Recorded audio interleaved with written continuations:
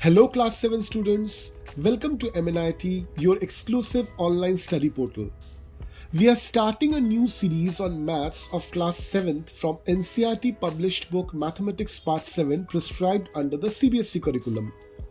इसमें हम सभी चैप्टर्स को टॉपिक वाइज डील करेंगे आपके बेटर अंडरस्टैंडिंग के लिए।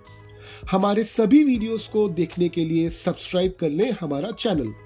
तो आज का हमारा फर्स्ट चैप्टर है इंटीजर्स पे और आज का हमारा सेशन है on properties of addition and subtraction in integers. तो चलिए शुरू करते हैं। हमको पता है कि a number series which starts with 1 and moves upwards is called a natural number. A number series which starts from 0 and moves upwards is called a whole number. हमको ये भी पता है कि a number series from negative infinity to positive infinity across 0 is called integer. ये सभी चीजें हमने क्लास 6 में पढ़ी है, राइट? तो अभी चले आते हैं प्रॉपर्टीज ऑफ इंटीजर्स पे। हम आज डील करने वाले हैं सिर्फ एडिशन और सब्सट्रैक्शन के प्रॉपर्टीज। तो पहला प्रॉपर्टी है, अगर a और b दोनों ही इंटीजर्स हैं तब a प्लस b भी इंटीजर होगा और इसको हम लोग बोलते हैं क्लोजर प्रॉपर्टी ऑफ एडिशन। एक एग्जांपल लेके समझते हैं। सपोज मैंने आपको दो नंबर्स दिए -2 एंड +9। तो जब -2 प्लस ऑफ +9 आप करके देखोगे तो आंसर कितना आएगा आपका 7। ये 7 भी इंटीजर है। तो ठीक होल नंबर्स की तरह integers are also closed under addition. तो ये हो गया हमारा फर्स्ट प्रॉपर्टी। अब चले आते हैं सेकेंड प्रॉपर्टी पे। वापस से अगर a b दोनों ही इंटीजर्स हैं तो a माइनस भी इंटीजर होगा and this is called the closure property of subtraction. वही वाला एग्जांपल फिर से देखते हैं। मैंने आपको दो नंबर्स दिए -2 और साथ में +9। तो जब आप -2 माइनस ऑफ +9 करोगे तो आपका आंसर आएगा क्या? -11। अब ये -11 जो है ये भी इंटीजर है। तो ठीक वापस हम कह सकते हैं कि just like whole numbers, integers are also closed under subtraction. चले आते हैं थर्ड प्रॉपर्टी पे। तो अगर a और b दो इंटीजर्स हैं तो मैं बोल सकता हूं कि a plus b is equals to b plus a और इसको हम लोग बोलते हैं क्यूमुलेटिव प्रॉपर्टी ऑफ एडिशन। एक एग्जांपल लेके समझते हैं। अगर मैंने आपको दो नंबर्स दिए -2 एंड +9 तो -2 plus of +9 is equals to 7। अब देखिए 9 plus -2 is again equal to 7, यानी कि प्रूव हो गया कि a plus b is equals to b plus a। तो just like whole numbers, addition is cumulative for integers. अभी चेक करते हैं कि सब्सट्रैक्शन के लिए ये क्यूमुलेटिव है कि नहीं। तो मैंने लिया 9 माइनस ऑफ -2, ये आता है 11। और अगर मैंने लिया -2 माइनस ऑफ +9 तो ये आएगा आपका -11, यानी कि मैं नहीं बोल सकता कि a minus B is equals to b minus a। तो याद रखिएगा, subtraction is not cumulative for integers. चले आते हैं फोर्थ प्रॉपर्टी पे। अगर a b c तीनों इंटीजर्स हैं, in that case a plus in the bracket b plus c is equals to in the bracket a plus b plus c। इसको हम बोलते हैं associative property of addition for integers. Example देख लेते हैं। मैंने आपको तीन नंबर्स दिए -2 +9 और -3। अब मैं लिखता हूं -2 प्लस ब्रैकेट के अंदर 9 प्लस -3। तो इसको सॉल्व करिएगा तो आंसर कितना आएगा? 4। अब हम लोग लिखते हैं ब्रैकेट में -2 + 9 और फिर ब्रैकेट के बाहर प्लस ऑफ -3। इसका भी आंसर आएगा 4, यानी कि मैं बोल सकता हूं कि addition is associative for integers. अब इसी चीज को सब्सट्रैक्शन के लिए देख लिया जाए तो यहां पे क्लियरली देख लीजिए, subtraction is not associative for integers. अब चले आते हैं अगले प्रॉपर्टी पर, वो है एडिटिव आइडेंटिटी। जब भी आप किसी भी इंटीजर के साथ 0 ऐड करोगे, the result will be the same integer once again. तो यहां पे देख लीजिए, मैंने एक एग्जांपल लिया -2 प्लस 0 तो कितना आएगा? -2। अगर मैं लिखूं 0 प्लस -2 तो कितना आएगा? वापस -2। तो over here 0 is the additive identity for integers. Clear? तो अब हम चले आते हैं पेज नंबर 4 के ट्राई दीज सेक्शन में, जहां पे 2 क्वेश्चंस दिए हैं। चले आते हैं फर्स्ट क्वेश्चन पे।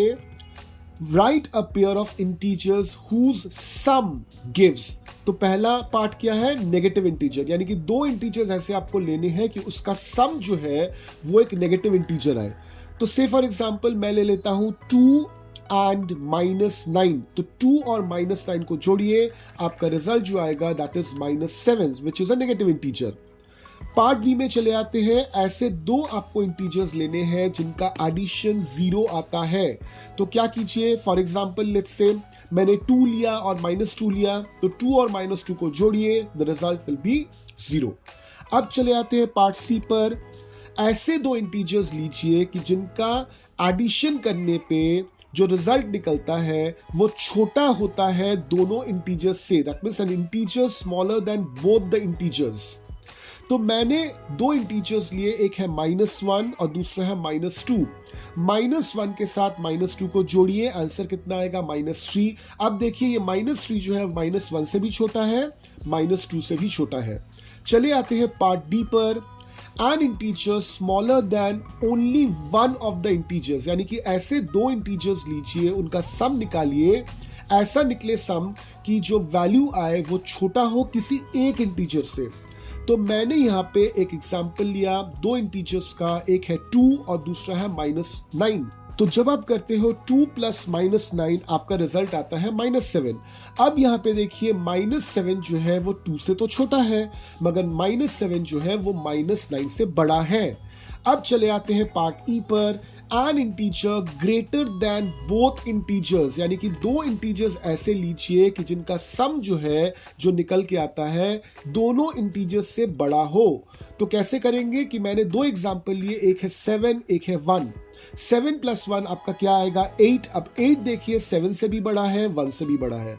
तो बन गया हमारा क्वेश्चन नंबर 1 कंप्लीटली। अब चले आते हैं क्वेश्चन नंबर 2 पर। Write a pair of integers whose differences give a negative integer. तो नेगेटिव इंटीजर निकलना चाहिए, तो मैंने 2 इंटीजर्स लिए 2 एंड 9। तो 2 - 9 अगर आप करोगे तो आंसर आएगा -7 which is a negative integer. अब ऐसे 2 इंटीजर्स लीजिए जिनका डिफरेंस 0 आता हो। तो मैंने 2 इंटीजर्स लिए 4 एंड 4। तो 4 - 4 कितना आएगा, 0 आएगा। चले आते हैं पार्ट सी पर। N integer smaller than both the integers, यानी कि ऐसे 2 इंटीजर्स लीजिए जिनका सब्ट्रैक्शन करने पर जो रिजल्ट आए वो दोनों इंटीजर्स से छोटा हो। तो मैंने यहाँ पे 2 इंटीजर्स लिए, एक है 11, एक है 9। तो 11 - 9 कीजिए, आपका आंसर आता है 2। यहाँ पे देखिए 2 is smaller than 11, at the same time 2 is smaller than 9। चले आते हैं पार्ट डी पर। N integer greater than only one of the integers, यानी कि 2 इंटीजर लीजिए, उनको सब्सट्रैक्ट कीजिए, रिजल्ट जो आना चाहिए वो किसी एक इंटीजर से ही बड़ा हो। तो मैंने यहाँ पे 2 इंटीजर्स लिए 10 एंड 4। तो 10 से आप 4 को माइनस कीजिए, रिजल्ट आएगा 6। अब देखिए 6 is smaller than 10 but it is greater than 4।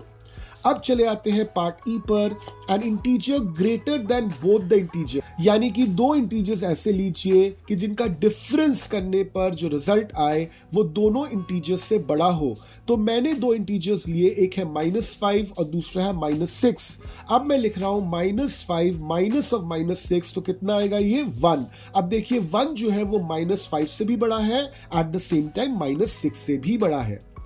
तो अब हम लोग चले आते हैं पेज नंबर 5 पर, जहां पे हम सॉल्व करेंगे एक्सरसाइज 1.1। तो यहां पे पहला क्वेश्चन देखिए क्या है। Write down a pair of integers whose sum is -7, यानी कि 2 ऐसे इंटीजर्स लीजिए कि जिनका सम -7 हो। तो मैंने 2 इंटीजर्स लिए, मान लीजिए -2 एंड -5। तो जैसे ही आप लिखते हो -2 + -5, तो आपका रिजल्ट क्या आएगा, -7। चले आते हैं पार्ट बी में। डिफरेंस इज -10, यानी कि आपको 2 इंटीजर्स ऐसे लेने हैं कि जिनका डिफरेंस -10 हो। तो मैंने क्या किया, सीधा सीधा मैंने ले लिया 10 एंड 20। तो 10 से जब आप 20 को सब्सट्रैक्ट करोगे आपका रिजल्ट क्या आएगा, -10। Part C is sum is 0। तो ऐसे दो इंटीजर्स हमको लेना पड़ेगा जिनका एडिशन करने पे 0 आता है। जैसे मैंने लिया -3 एंड 3, तो -3 के साथ आप 3 ऐड कीजिए तो आपका रिजल्ट क्या आने वाला है, 0 आने वाला है। अब चले आते हैं क्वेश्चन नंबर 2 के ए में। Write a pair of negative integers whose difference is 8। तो मैंने दो नेगेटिव इंटीजर्स लिए, एक है -2 और दूसरा है -10। तो अब देखिए -2 माइनस ऑफ -10 कितना होता है, 8 होता है। चले आते हैं 2 के पार्ट बी में। Write a negative integer and a positive integer whose sum is -5। तो मैंने दो इंटीजर्स लिए -6 एंड 1। अब -6 के साथ अब 1 जोड़िए, आंसर विल बी -5। चले आते हैं 2 के सी में। Write a negative integer and a positive integer whose difference is -3। तो मैंने क्या किया, नेगेटिव इंटीजर की तरह लिया -1 को और पॉजिटिव इंटीजर की तरह लिया मैंने 2 को। तो अब मैं लिख रहा हूं -1 माइनस ऑफ 2, तो कितना आएगा, -3 आएगा। अब चले आते हैं क्वेश्चन नंबर 3 पर। In a quiz team A scored -40, 10, 0 and team B scored 10, 0, -40 in 3 successive rounds। तो एक क्विज चल रहा था जिसमें 3 राउंड्स हुए। टीम ए को पहले राउंड में मिला -40, टीम बी को मिला 10, टीम ए को सेकेंड राउंड में मिला 10, तो टीम बी को मिला 0, टीम ए को थर्ड राउंड में मिला 0, तो टीम बी को मिला -40। Which team scored more? Can you say that we can add integers in any order? तो किस टीम को ज्यादा मिले, इसके लिए हमको क्या करना पड़ेगा कि हर एक टीम का इंडिविजुअल स्कोर हमको ऐड करके देखना पड़ेगा।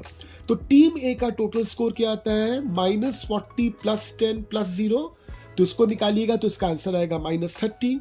टीम बी का टोटल स्कोर क्या होता है, 10 + 0 -40, इसका भी एडिशन निकालिएगा तो आएगा आपका -30। तो यहां पे देखिए टीम ए टीम बी दोनों को सेम मार्क्स मिले हैं, दैट इज -30, यानी कि यहां पे कोई बड़ा नहीं है कोई छोटा नहीं है स्कोर के हिसाब से। दूसरा सवाल जो हमसे पूछा गया था, can we add integers in any order, इसका आंसर क्या होगा, yes, because integers shows associative property of addition. चले आइए क्वेश्चन नंबर 4 में, जहां पे आपको क्या बोला गया है कि fill in the blanks to make the following statements true. तो पहला पार्ट देखिए क्या है, -5 + -8 इज इक्वल्स टू -8 + डैश। तो ऑब्वियसली यहां पे कौन सा मिसिंग है, -5 मिसिंग है और हम लोग फॉलो कर रहे हैं क्यूमुलेटिव प्रॉपर्टी फॉर एडिशन।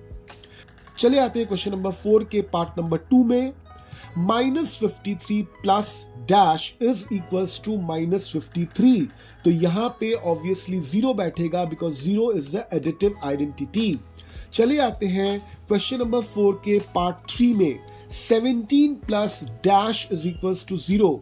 तो ऑब्वियसली यहां पे क्या होगा, -17, क्योंकि -17 के साथ आप 17 जोड़ोगे तभी आपको 0 मिलने वाला है। और यहां पे इस नेगेटिव नंबर को, इस -17 को हम बोलेंगे एडिटिव इनवर्स ऑफ 17।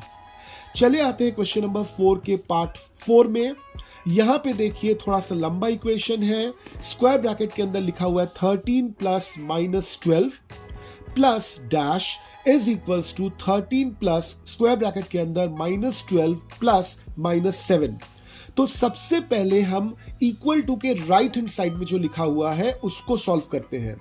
तो उसको जब आप सॉल्व कीजिएगा आपका टोटल आंसर आएगा वहां से -6। अब इक्वल टू के लेफ्ट हैंड साइड पे जो स्क्वायर ब्रैकेट के अंदर 13 प्लस -12 लिखा है उसको सॉल्व कीजिए।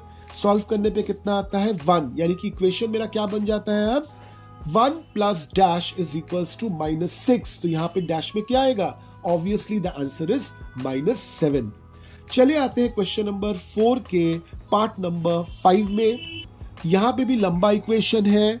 It is -4 plus square bracket के अंदर 15 plus -3 is equals to square bracket के अंदर -4 प्लस 15 प्लस डैश। तो सबसे पहले हम इक्वल टू के लेफ्ट हैंड साइड के इक्वेशन को सॉल्व करते हैं। क्या है वो इक्वेशन, -4 प्लस स्क्वायर ब्रैकेट के अंदर 15 प्लस -3। इसको आप सॉल्व करोगे तो क्या आएगा, -4 प्लस 12, जो सॉल्व करने पे आएगा 8। अब मैं इक्वल टू के राइट हैंड साइड में जो इक्वेशन का पार्ट है स्क्वायर ब्रैकेट में -4 + 15 इसको सॉल्व करता हूं। इसको सॉल्व करने से रिजल्ट मेरा क्या आता है 11, यानी कि अब मेरा इक्वेशन क्या बन गया 8 = 11 + डैश। तो ऑब्वियसली यहां पे डैश में क्या आएगा -3। तो हमने properties of addition of integers को कंप्लीट कर लिया है।